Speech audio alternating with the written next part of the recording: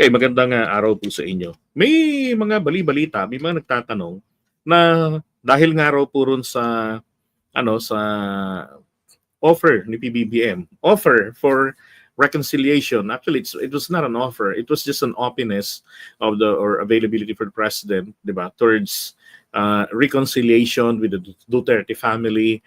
Pero ang kanyang kahit kanino naman, hindi lang sa mga Duterte, kahit kanino, ang hingi lang ng Pangulo ay huwag na sanang manggugulo. Bagay na hindi yata kayang gawin niya ng kabilang kampo.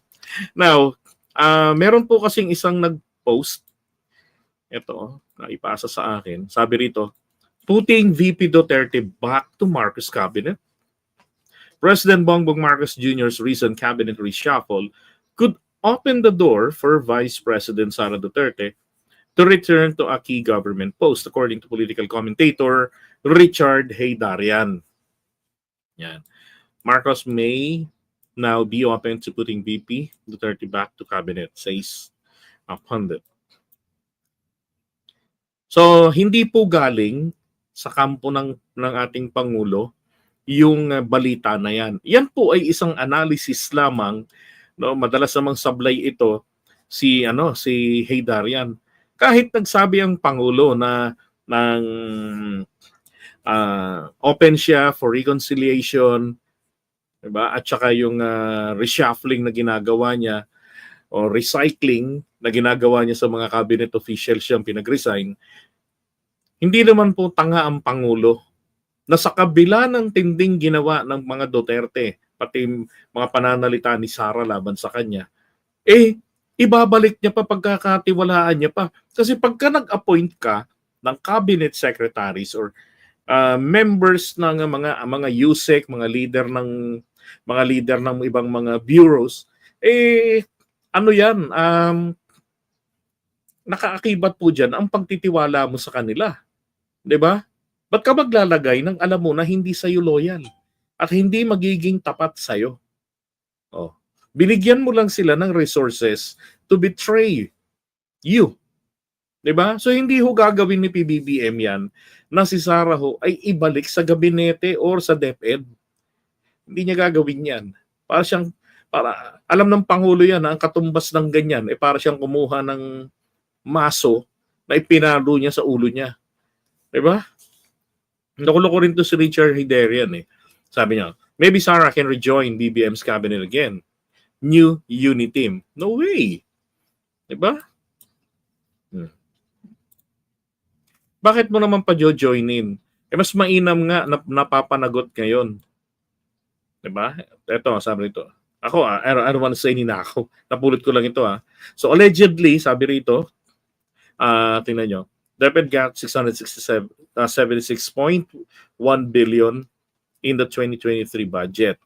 Okay.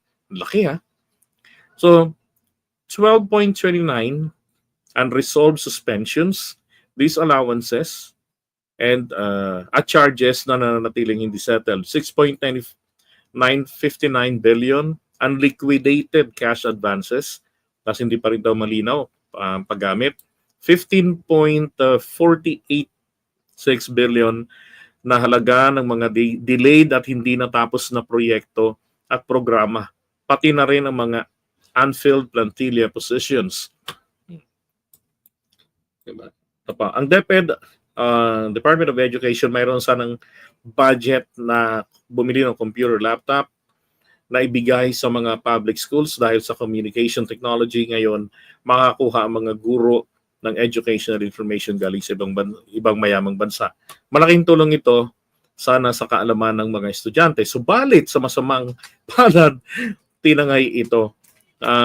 Alam ko may issues din doon sa pagbili ng laptop. Plus yung binodega lang din. Sa panahon pa nga ng tatay niya, ganoon din, di ba? Binodega yung mga laptop. For 3 years, naghihintay yung mga teachers. Nako, nung dumating yung laptop, nung pag-upo na, ito ni Angara, nakita yung mga laptop doon, yung ibang mga naipamigay sa mga teachers, nako po, nung pag-upo ni PBBM sa pwesto, madaling masira kasi nga obsolete na yung mga dumi, 'di ba, nadumihan na yung loob niyan. Ay nako. Tapos confidential funds ni Sara 'Di ba? Ayaw niyang ipaliwanag sa taong bayan. Oh, bakit ibabalik pa ng presidente 'yan sa pwesto? Tama na nga ang desisyon diyan na si Sara ay hayaan na mapanagot sa pera ng taong bayan. Ayaw magpaliwanag sa mga representanteng halal ng taong bayan, ipinagpipilitan ng mga kampo nila na binoto ng napakaraming Pilipino, mas marami pa sa botante ng presidente natin. Tapos i-impeach lang ng mga kongresista, ng mga senador na ang boto nila wala man lamang po sa kalahati ng boto ni Sara. Hindi ho yun ang problema doon hindi yun ang argumentong makakapag-defeat doon sa katotohanan na ito ay may dapat na panagutan sa bayan. At yung pag-usad ng impeachment sa June 2, di ba? Nararapat lamang po yan, natutukan ng taong bayan. So, ginawa ho kasi ni Sarang exciting ang lahat ng bagay Di ba? Kung pinaliliwanag lang sana niya ng maayos yan, maganda. Napaganda sana. Ang problema, ala.